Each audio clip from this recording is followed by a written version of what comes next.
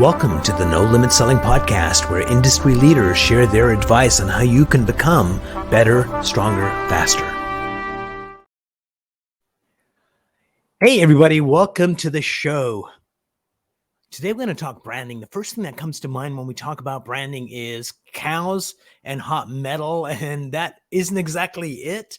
I'd like to welcome Judy Winslow, an expert in branding, and Ruben. Am I pronouncing it right?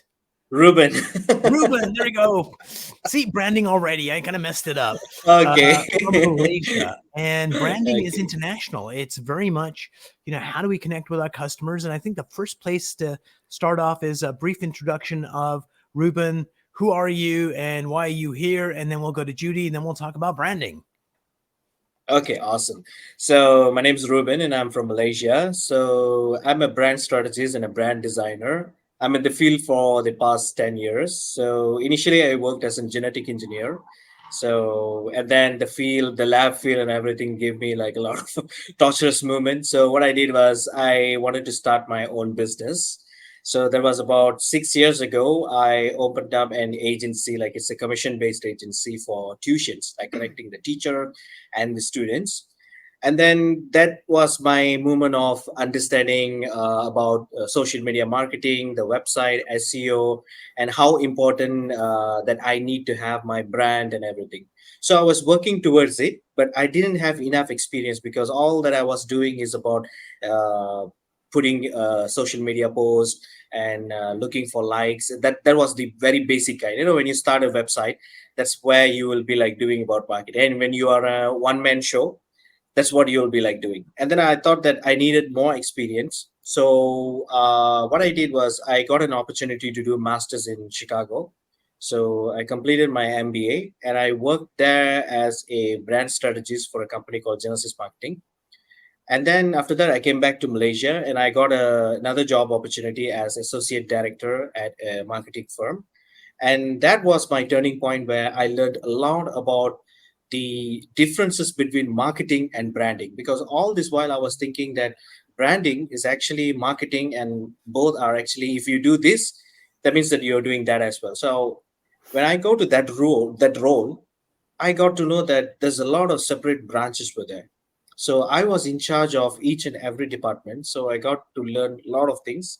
And after about a few months, I thought that I should do it by myself and see like how it works. So I took the risk. I resigned the job, and then I started looking for clients on LinkedIn.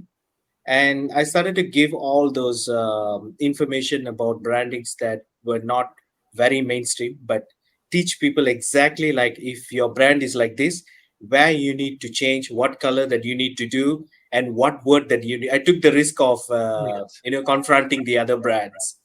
So All right, excellent. We're going to come back to you in a uh minute. And awesome. there was a really smart lady once said that, branding is the whole pie. It's not just the tagline and the color. I wonder who said that, Judy. That's correct. It is a slice of the pie. It's not that branding is the whole pie. What Ruben is addressing right now is a slice. And unfortunately, in our world right now, people are not understanding, and unfortunately for business owners as well, the power of your brand and the enormity of its multifacets and the power behind all of those. So, it's very important, and I'm thrilled to be here. And I'm so glad, Umar, that you're hosting this conversation because it is really important for people to understand. I got involved in branding when I was a kid at university. I wanted to be a hippie, and that didn't really work out for me so well. You didn't try hard enough. That must be it. So I took an introduction to design. I'll spare you that story, but I took an intro to design class, and I just was so turned on by the power of design. Because when you think about it, everything in our world is designed. Like Ruben was kind enough to compliment my glasses, which are, of course, designed. The chair you're sitting on, the screen you're watching, right? The bed you sleep in, everything is designed. And a big driver for me is making a difference. And that just ignited that space in me that was about making a difference.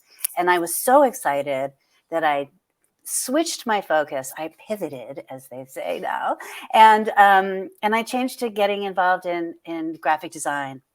And when I told my professors that I wanted to specialize in brand and identity work, they said, "You can't do that." This is a million years ago. And so I went home, and we didn't have computers then, because I'm of that So you era. got the pigeon, and the pigeon went and got what answer I for had you? to send out a Oh, smoke signal. Yeah.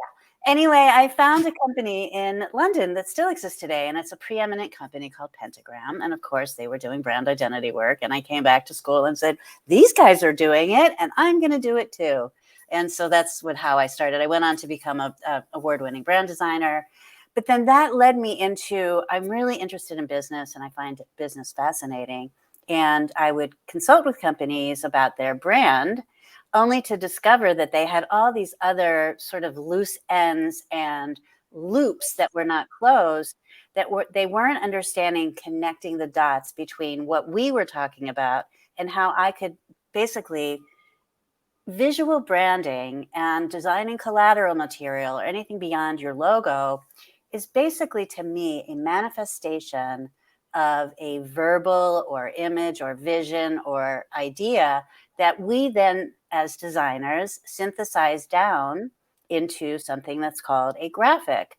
Well, I don't do graphics so much anymore. That transitioned me. When I started my firm in New York City, when I was like 30, we used to get business by saying, what budget did you use for marketing last year? Most small businesses at that time had about a $250 budget for marketing. And we would say, don't increase your budget at all. But if we can take that same budget and get you a higher ROI than you got last year, would you be interested in that? And of course, they Of said course yes. I would. So that's how I started my career, as in my design firm in New York City would take their entire strategy, rework the strategy. And then at that time, we were also implementers. So we would do the design, and we would go on shoots, and we would tie together their entire marketing strategy with their brand KPIs, as we call them now, and we could get a much higher return. And that's how I got started, really, in strategic branding and consulting. Yeah. So just something came up that I'll just share with you before we kind of dig into branding. Is you were talking about design, and design is so important. I used to be in the high tech industry, and a show had ended in Vegas, and there was an exhibit of motorcycles from the Guggenheim Museum, and it was like the late 1800s all the way up to current motorbikes, and it was really interesting. Wow. Like in the 1800s, designs were like pretty darn good. Then they went up to the 1920s where they're like fascinating. It was Art Deco kind of period for buildings, and design was really important. And then in the 50s, 60s, 70s, 80s, design became like ugly and boring. And then around the 90s, it started enhancing it. Like there's these cycles of where design is really important to society because people will pay for design and where the money is. So talking about money and design, the purpose of a business is to make a profit. And so why don't you start, Judy? Define what branding is and kind of your brief philosophy on how brands can turn into revenue. And then we'll go to you, Ruben. So I call it brandology now, because I believe that branding is the art that's and your brand. science. Case in point. I love that. Correctamundo. When you look at a diamond, for instance, right, or a snowflake or a fingerprint, there are key indicators and very unique facets that make up that entity. The same is true for you as a human doing personal branding. Even if you're not doing it, you are doing it. And the same is true for a business. So for us to only focus on a logo or your colors is such a ripoff of what the power that you possess and the ability. It's so interesting to me that we'll hire a graphic designer to come in and zhuzh up our living room, but we don't understand that we are designing our life and we are designing our business, and that every day we choose to do so or not. So to me, I actually break it down into a few different areas. So one is, of course, your mission. Like, what is it that you're here to do in the world? Because your brand will help you accomplish that. And businesses claim that they know this, but they usually don't, actually. Or it may evolve, or it may be something that you looked at when you started, but you haven't addressed in the last 10 years. So there's so many assets. So beyond your mission, what business model are you using? One of the really cool things that's happening in our world right now is that paradigms are shifting and models are crashing. That's the bad news.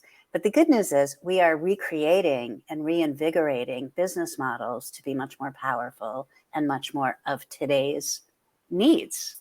So there's so many opportunities in your brand design that people miss. So that's just a tip of the iceberg. I don't want to hog the entire conversation, but that's a little slice of the pie. Yeah. So thank you, Ruben. So your definition of branding and how do we connect branding to actually increase revenue? Okay, so like similar to what Judy has said, we have actually a lot of branches for branding. It is not just one aspect, but from what I'm actually dealing here is like uh, the shift for this small business, the small business owners is when they started to when they started to create their business, when they started to launch something, they were not really confident that their brand is going to go bigger or their product is going to have that much welcome from these people. So what they do is they initially will do some designs like in Canva or some Figma, like anything that's so basic. So they will do it. So as soon as one of their product gets that the attention that they were looking for, now the people's attention is shifted to them. That is the time they will come for the brand designer and they want to say like, hey Ruben, I want to change the way my message is connecting to the youth. Like for example, there is an app that's growing very fast now that is substituting TikTok, that's called Lemonade. So I'm getting a lot of clients from Lemonade, so they need to have very few, like less than 2 seconds of attention on the Lemonade. They want me to use a system of displaying their brand within 20 seconds. So they wanted to use a pop-up message that has to come like very loud and quick. So they were actually, what they did is their initial product is something else. When they got the attention, they want to clean it up. They want to clean the logo, they want to clean the look, and they want to shift the entire message. So when they do that, the existing customer base actually felt like, oh, I wasn't actually looking for this. Or they made a new change. Or now the price is going to go higher. The message were totally different now. So they are not connecting at all with their, the customer base that they actually earned in the beginning phase. So when the company or any personal branding person who wanted to start a brand, what I would say is when they allocate some money for marketing, they actually need to give the same amount of attention for designing how they look, how the product, what the message is actually going to carry to their first impression customers. If they fail to do that, the later cleaning up the mess is going to be very costly. So that is the part that we actually need to focus first. Then only after that, when the message is correct and the people started to come in and they know, okay, like for example, a snacks, okay, when they design a snacks like health snacks, they have on top, like for example, I designed one of the snacks packet. The snacks packet is pretty boring, but it's actually a healthy snacks. Of course, it's a bit boring. So what we did is we make a very striking color on top of the border, just to make people to know that when they see actually when they go to the supermarket or anything, they'll just tell that okay, the yellow, the yellow snacks. They don't know what is that, but when they see the ad on the Instagram, they know that it's the yellow snacks. So it doesn't matter the name or anything. So my take is that the money that they are actually pouring into the marketing, they have to give the same amount of attention to the branding. Then only after that, there comes the operation side, there comes the marketing side. Then only they'll able to calculate the All measure right. of how the So, KPIs is. so let's break that down a little bit because Mhm. oftentimes when people start their businesses, it's on a shoestring. They've gone to Judy and said, Mhm. "Hey, Auntie Judy, can you lend me $10,000? I'm launching this thing." So there's not a lot of money, and there's not a lot of money to go hire professionals. So they kind of on a shoestring launch it. But as soon as they get resources, realize the value of it, and with the resources, they can do something about it. So how do you cross that chasm, whoever wants to answer this, when you don't have a lot of resources to actually invest in the branding side of things so you get it semi-right? Judy, it's a clear case of measure twice, cut once kind of thing. Well, Thoughts on how you would do that on a shoestring, get the branding yeah, right? I'd love to address that. So one of the things that I think is important, for instance, Umar, I've noticed that a number of your podcast episodes are addressing realtors. Yes. Realtors are a great case study. So think about so many realtors feel that because I'm aligned with Remax or Century 21 or whoever the big box store is, that they don't need to do anything additionally because they have the power of this huge brand behind them. That's actually not true. And the realtors that are smart enough to delve a little deeper will set themselves apart with so much ease and grace, which is a big tenet of mine, because what they're then doing is leveraging the power of a Century 21 or a Sotheby's or Remax or whatever, and they can do so globally. So how do they do that on a shoestring? Well, first is to do a number of exercises to identify crisply and clearly what are the attributes that define you and set you apart. For instance, almost every business will say, well, we have integrity. Well, that's great. And I'm sure you think you do. And probably pretty much everyone else on the block feels the same way. We want to go deeper. What does integrity mean to you? Okay. What is it? And ask that question a number of times, 3 to 7 would be great, and get very, very, very crystal clear about the actual verbiage that you would use. And and values, like we want to get you so aligned that you are going to be attracting and pulling in, because the respondents to your messaging will be aligned with who you are. Therefore, the likelihood of you being a match is much greater. The spread time between that gap that you're saying between qualifying you and you qualifying the other person and seeing if you're a fit and all those things, which go beyond your ability to just identify a property. What is integrity? Are you showing up on time? Are you responding articulately? What does that mean? How are you identifying and providing safety and security for your prospect? There's so many elements. So it's really about taking the time to dig into that, which is much more important in my mind than that initial step of, well, I think I should use blue. It's not about blue, people. It's really about all of these.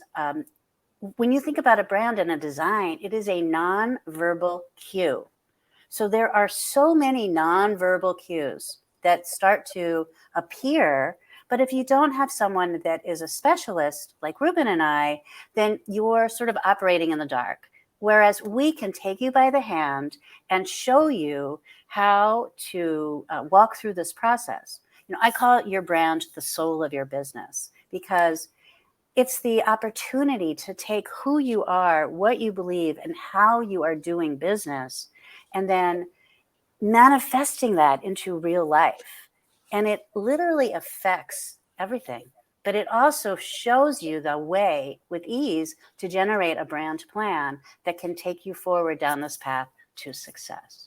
Does that make sense? It does. And just adding to that, it's like, I'm not sure what the exact number is, but let's kind of, there's probably close to 1 million realtors in the US. And if you take a look at the marketing of any one of them, it is very similar to the competition. Like, it's hard to tell as a customer, like, who is who. And I think the brand name of Remax and Century 21, like, as you pointed out, is a secondary issue. The main issue is you as a human being. I trust you, I connect with you, and you happen to be with this other larger organization. That's nice. So right now, as AI comes in and brokerages that charge minimal kind of fees, it's all about the relationships you have, and relationships are when you reveal who you are. So that journey very much for branding is within. Because if you can That's where it articulate who you are, you don't have to pretend to be anybody else. It's that, but it's also using your talents. Like one of my great case studies around realtors is, I had a guy come in and was really struggling. This was during a downtime.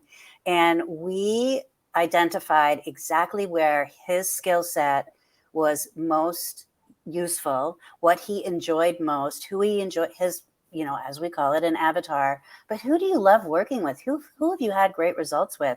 Take the time to notice who are the last 5 success stories you had and what did they have in common? So we can amplify that. We make it so hard. The whole guru mentality, we make everything very hard when in fact it's quite easy if you take a breath and pause and take the time to do it.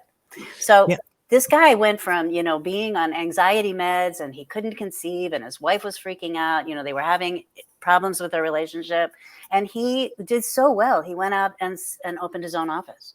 So, and that was in a very short period. So it's not like it takes a lot of time or energy, but it does take focus and it does take looking at the correct information, data. So even with AI and all the things, you still need to focus on the right stuff so that you can get, the right output. Remember when we used to call it garbage in, garbage out? I do. Just before we go to Ruben, it's note to listeners. If you want to figure out who your customers are and why they like you, don't ask them.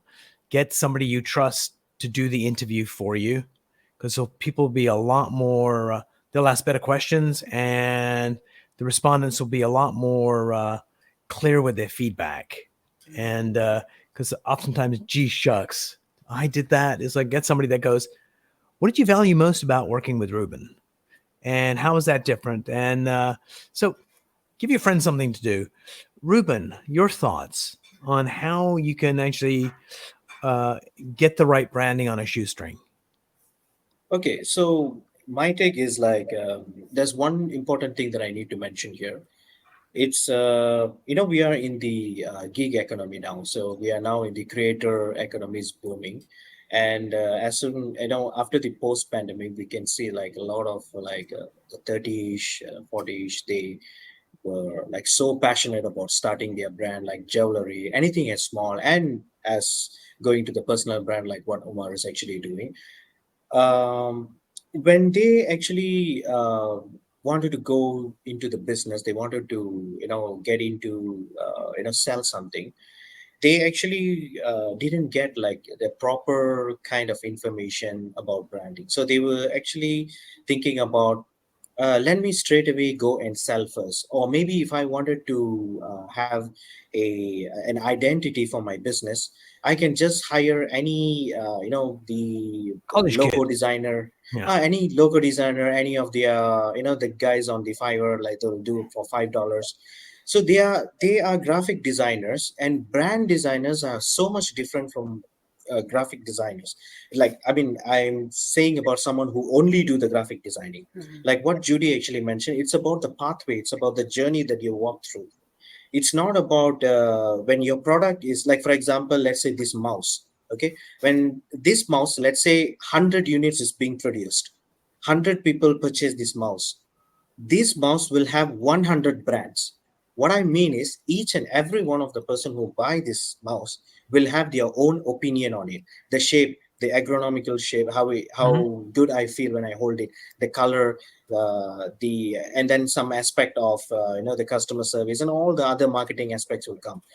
All that they need to do it. They don't have to spend like 100K, like 100 grand or something. They just need to talk with the specialist, talk with us. We will tell them what they need to do in a simplified manner, and then walk them through, and then they will get what they want. And after that, they can focus on growing it. When you don't do well in the root, the root foundation itself is getting wrong, then any measurement that you do, anything that you do later on will be hard. Another thing that I want to mention about AI, it's actually, I'm a huge, I'm currently using about 56 AI tools now. Okay, but I'm telling you one thing, none of it can come closer to the creativity of real human. None of it can come closer to it. Okay, No so matter what prompt that you put on the mid journey or whatever it is, it failed at the moment. okay, so let me challenge a couple of things. One of the things you said Okay. was, people set out, start business, they start doing sales first. Number one, that's the number one most important thing to do is to get your shit in front of customers so they can give you some feedback. We love it, we hate it, this is what we like about it, what we don't. So sales is the ultimate goal. And two, I suspect if I got 100 marketing people, just like any business, there's going to be some people that are really, really good at it and are talented. It doesn't matter; they may not be charging the most, but there's a certain level of excellence in what they do. There's some people that are going to be dreadful, and there's going to be some people that are average. So the question to you, Ruben, is how do you find someone that's really good at it? Because, like Judy said, with realtors, everybody's talking about you can depend on me. I got integrity. I gave great customer service. So how do we find a good branding person, and how can we as novices separate uh, the real McCoy from people that are just BSing? Okay, one thing is about I will talk about in the sense of branding and also sales thing. One thing is definitely we need to look for the classic thing, their portfolio. Like what are their review, like what they have done. Like for example, in LinkedIn, we know that there is a review part down there. Or maybe when we have a discovery call with them, when we talk with them, we just need to tell them about the problem that we are facing and see what are the basic solutions or the basic thing that they're going to suggest us. Based on that suggestion, we can make an opinion on it, whether this is going to go through a good route or not. Because the most important job, as from my experience, from what I have understood so far, the business is about like for as a brand strategist, as a brand designer, it will have a lot of things in the business. They will have operation side, they will have marketing side, product development. But when it comes to brand person, their work is to polish everything and make them look desirable in the market, make them look good. Like if they just selling a normal jewelry piece, if they want it to look premium, how we will solve the problem to make them look premium? Look at their portfolio, whether they have done or not, or have a talk with them and see like what they are doing. When you asked about something and then they're telling about something about, you have to spend this much of amount on this tool and that tool, yeah, that's not going to solve the problem. The Mm. problem is I want to, my problem is I have a jewelry brand. I have a piece of earring which is really good. I learned from my auntie how to do it, but I want it to look premium because I'm putting so much of handcraft and hard work. I don't want it to sell on the Etsy like any other $10 earrings, but I want it to look like a Tiffany and Co. with its significant color and the font and the boxing and the way that the message goes to the person when they wear it on the birthday occasion or engagement. The person, the brand strategist will solve it. When they give you that idea, they are the Okay, one you can differentiate, in my opinion. cool. So Judy, how do we separate the wheat from the chaff when it comes to finding a branding strategist? I think it's deeply personal. Um, I'm sure Ruben will identify with this. So it is very important to see their portfolio and to see if you identify with their work and their eye and their look and their outcomes. Because if you don't like their work in terms of a designer, What's the that's point? pretty Yeah. important.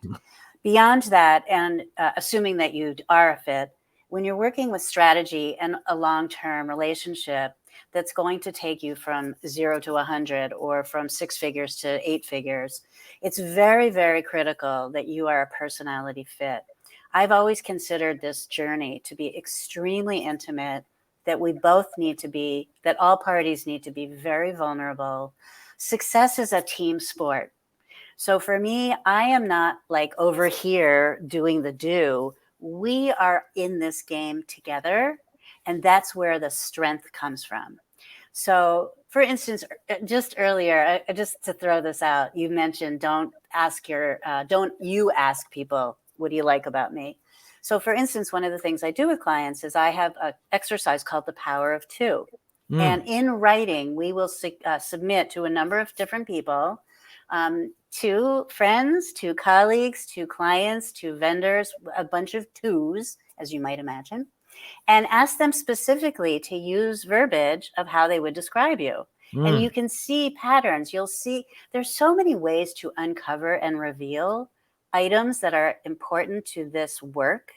And because I've been doing it for so long, I know some shortcuts, as I'm sure Ruben does too, right? And so you want to make sure that you're a personality fit, because this is a very much of a know, like, and trust event. And it's a marathon. It's not a sprint. If you're just in it because you need something quickie quick, great, go to Fiverr. Yes, it's a gig economy. Everyone wins. We move on. But if you really are in it to win it, then this is about relationships. This is about investing more than money. It's about investing yourself, your time, your vision, your interests, right? And then how do we bring all of that together to create that pie that we spoke of earlier, Love So it. there's a lot of different pieces that go into it. And you want to make sure when you're interviewing these people that you're asking the same questions so that you can gauge the responses responsibly, because that's what leadership is about. Absolutely. So I'm going to give you a tip for the listeners, a quick little thing you can do to kind of figure out what's right, what's wrong. And then I'm going to pass it off to Ruben to come up with a tip. Let's just go around a couple of rounds before we end the podcast, so people listening to this can actually get stuff they can implement right away. So we used to be in the package design business, and we would have the competition, usually the leader in the marketplace, and the client we were working with. We would design a package, and rather than do a focus group on the West Coast in the US, there was this chain of stores called Fry's Electronics. And they would have, their stores were 100,000 square foot of technology nirvana. So our customer base was going there. And in the parking lot, if you said to someone, "Can I ask you a question?" nobody would stop. But if you said, "Could you help me for a second?" everybody would stop and say, "We're designing a package," not tell them which one we're designing. "Out of these two packages, which one do you like best, and what do you like about it?" And we'd get direct feedback from customers that would be ideal for us. And an hour spent at their parking lot would let us go back to the design lab, recreate it, come back tomorrow, and really quickly come up with a design that we thought worked really well. So a cheap focus group to get the design right sometimes is a good way to do it. Ruben, what's a hack you can give people to get marketing, branding, sales right that they can implement pretty quickly? Okay, so I'll talk about the design part first. Okay, so one thing that they need to no more like we can actually we can do like we can actually create two kind of packages, and we go to the busiest place and we can stop the people and ask. But now I'm not sure that how good it's going to work. At least in Malaysia, it's not going to work. So one thing we can do is we have a lot of things like polls and Instagram polls and everything. So we have like for example, if you're creating something, the first thing that you need to go is with your friend. Like if you have like 100 friends on your Instagram or anyone, just create just two packages of it, the designs that you already have, create a poll which one is like. So from there you take it, from there you start gradually, you do the design. And one thing about design is it's not one time. It's like if you're done one thing, that's it, the end. No, because gradually you can always improve. Like probably like if you have created a product, like the unit, the first batch of unit, it can come out. There's only one way that you need to know is once it's circulated in the market, when you get the feedback from the customer, then only you will know that, okay, this is the real thing that we need to make a change. And this package is going to be good and this is bad.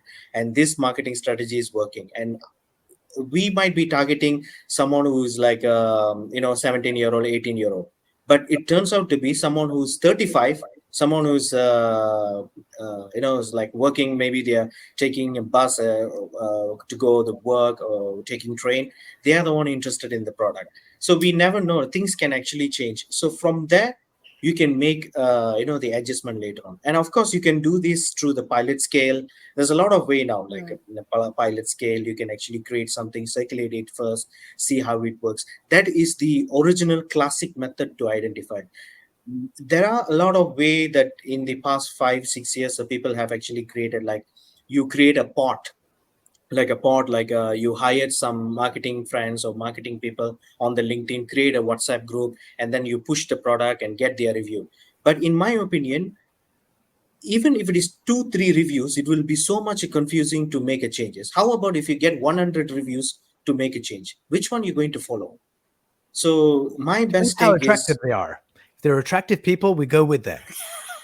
of course, like if it is like more than 2 or 3, I think it's just going to get a confusion there. So I believe that it is not one stop and one fixed thing. You have to do the adjustment later on once it's circulate. So Okay. from there, you'll make some changes. Yeah, that's my take. All right, Judy, what's a mind hack that, or a hack you suggest in marketing branding that could be implementable pretty quickly? Well, it depends on the sector, of course, because it's so funny you tell that packaging story. I remember back in the day, we used to make a bunch of, I don't think you could do this now, but I used to work in packaging, and we would do a bunch of dummy packages.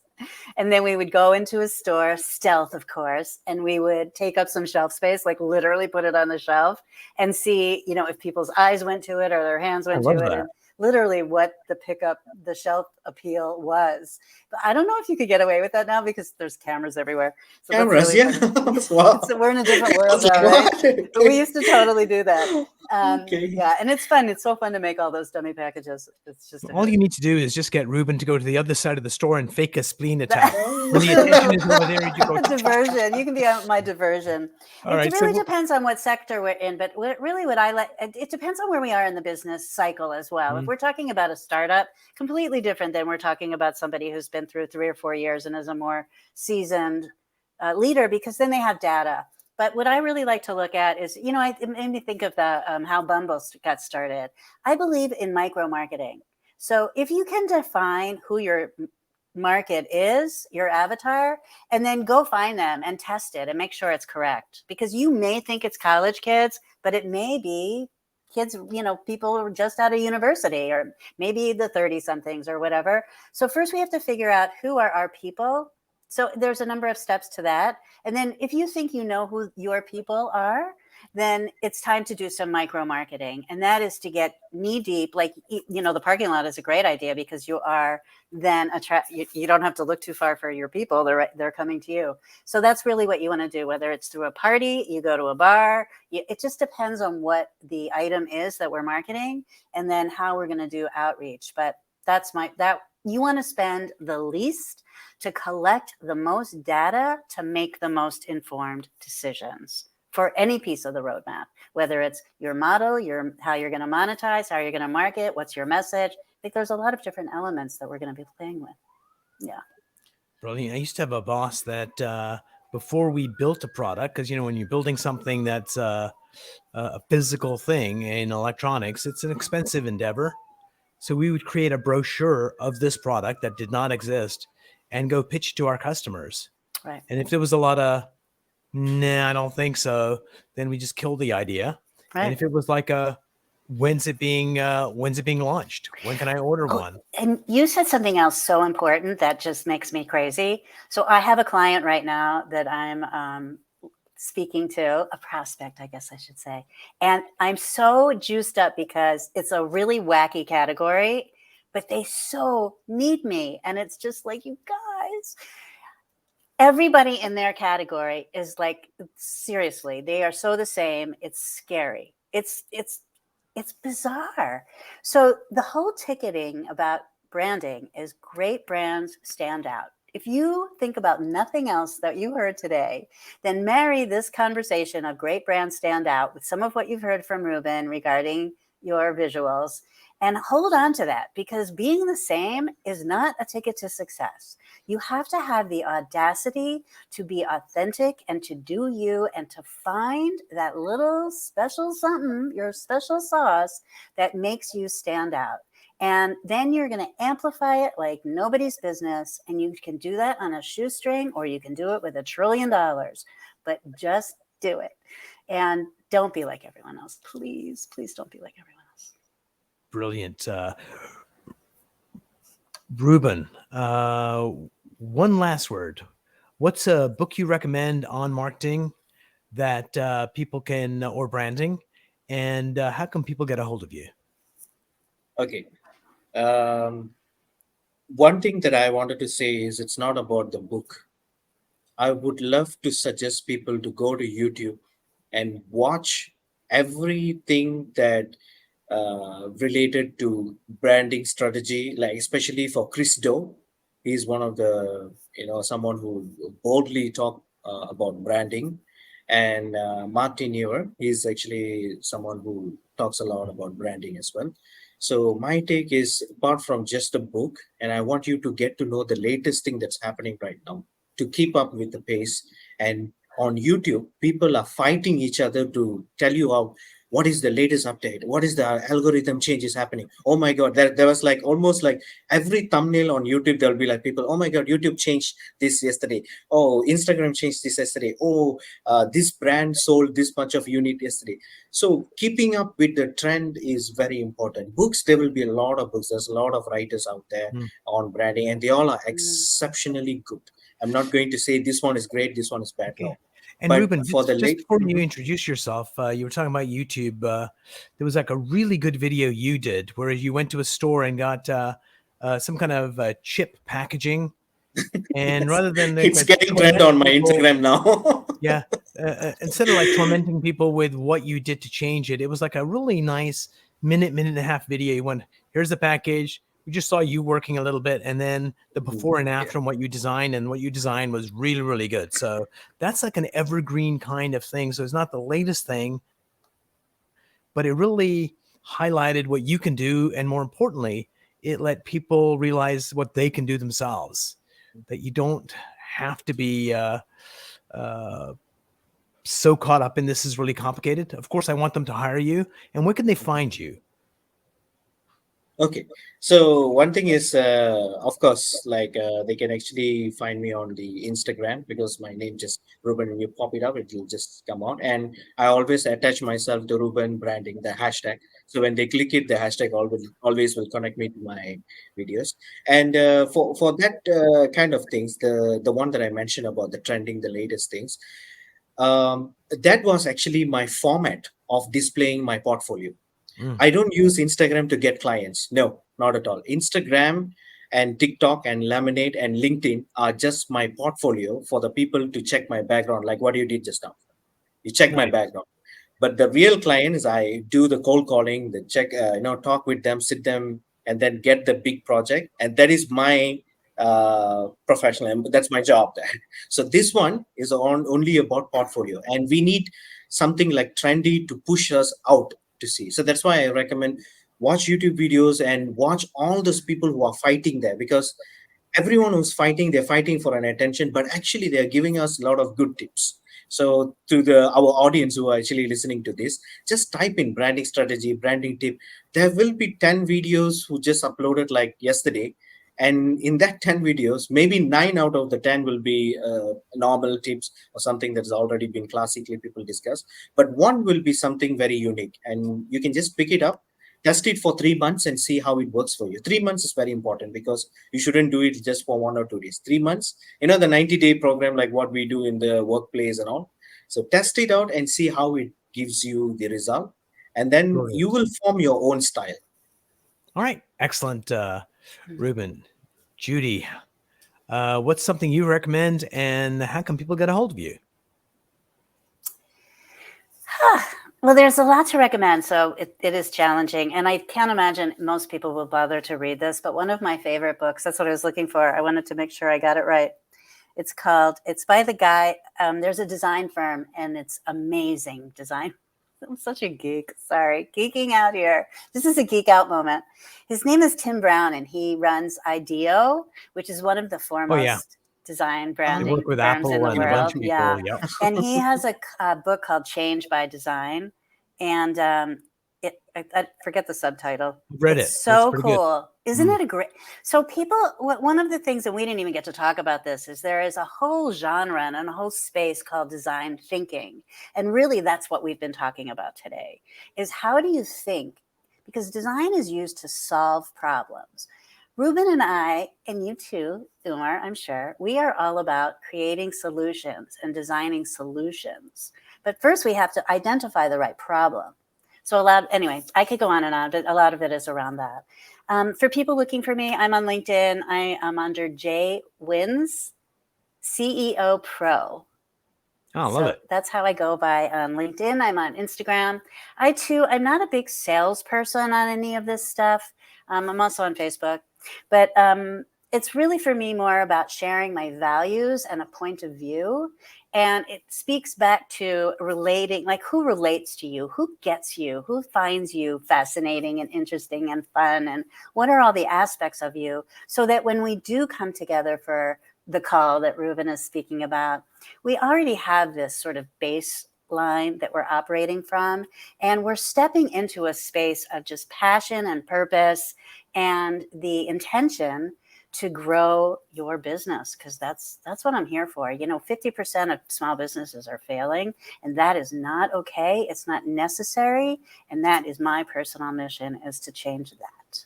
So I want to increase your leadership, increase your spend, increase your return, and get this going, people. Yeah. Superb. And before we part company, I'll share a quote from my friend Gear Maxwell. He is a marketing expert. And he said, if your marketing does not have the power to offend, it does not have the power to convince. So if you're going to stay in the safe lane, you're just like lost in the noise. So you need to kind of step out, which I thought was pretty brilliant. Ruben, thank you so much for being on the program. I really enjoyed it, learned a lot. Judy, it was a pleasure having you on the show. I'm going to play the end credits, and then let's chat for a few minutes afterwards.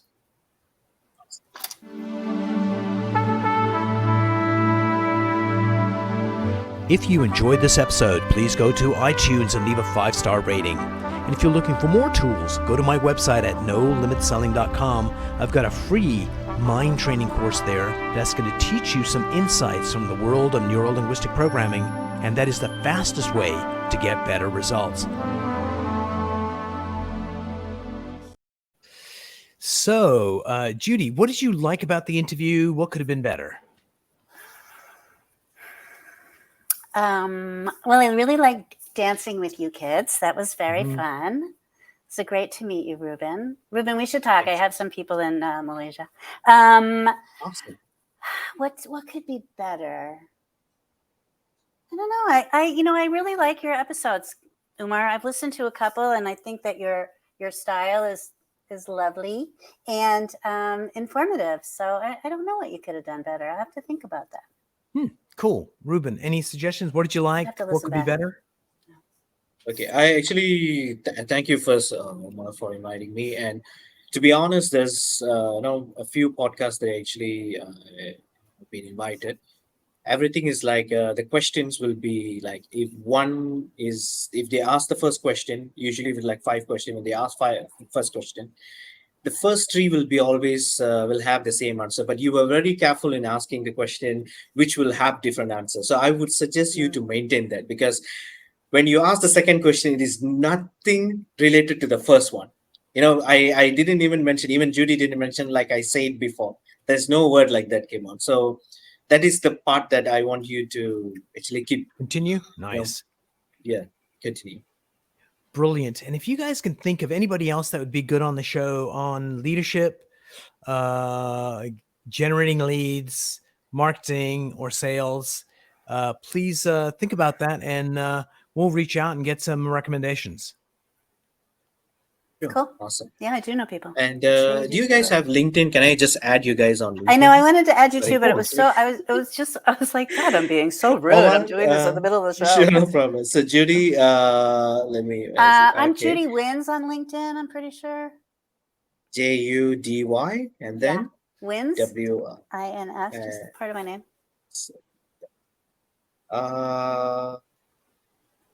Where is it? Okay. Judy, the one that carries. Judy. If you remember. Oh my God, I haven't heard that in forever. Is that the profile picture that carries the sold profile? Judy, why don't you just? I think there's a chat window. Why don't you just put the link in and vice versa? Yeah, awesome. Because I'm too silly and not doing it. It's just, there's a brandologist definition of brandologist at the top. Good. I'll just add my one in there too. Let me find mine. There is one. Where is the chat? The private chat. It's at the site. Thanks.